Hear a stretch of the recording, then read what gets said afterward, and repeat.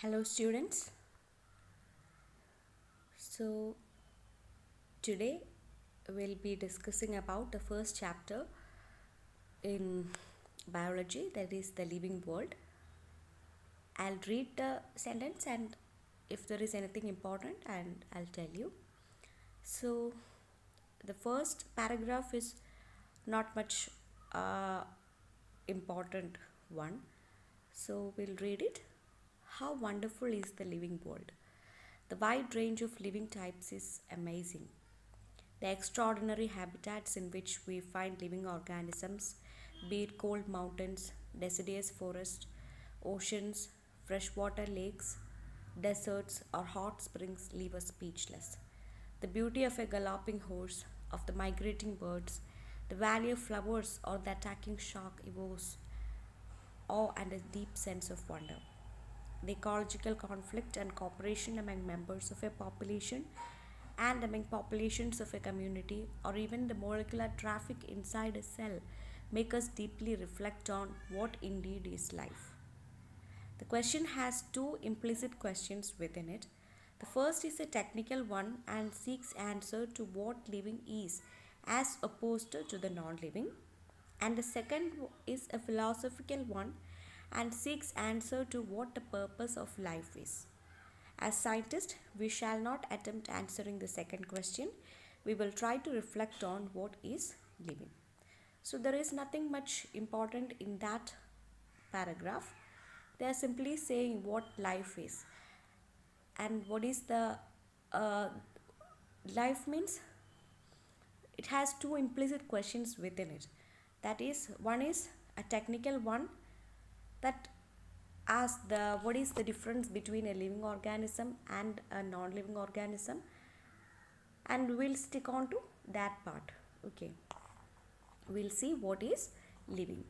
When we try to define living, we conventionally look for distinctive characteristics exhibited by living organisms. Okay, so when we are trying to define about living things, you can picturize a living organism and you can see what are the main characteristics being shown by a living organism. Growth, reproduction, ability to sense environment and mount a suitable response come to our mind immediately as unique features of living organisms. Okay, so what are the main characteristics shown by living organism? You take the example of a dog or a cow, like that. You see, they grow, then these organisms reproduce, and they can also respond to their environment, the ability to sense their environment. All these are the major characteristics of being a living organism. One can add a few more features like metabolism, ability to self replicate, self organize, interact, and emergence to this list. Let us try to understand each of these. So, you can also see there are more features like metabolism, then the ability to self replicate, self organize, interact, and emergence, and we'll see what these characteristics are. All living organisms grow. Increase in mass and increase in number of individuals are twin characteristics of growth. Okay, so we are going to see what is growth. Growth means increase in mass. If you see a baby is born and now they are growing.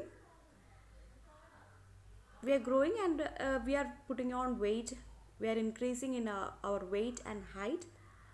So by the time we are born, we'll be like 3 kg or something like that, and when we become a mature human being, we'll be like 50-60 kg. So increase in mass.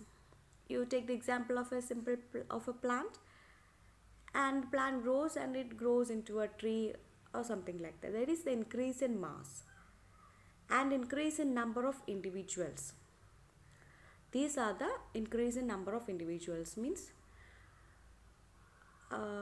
reproduction. These are the twin characteristics of growth.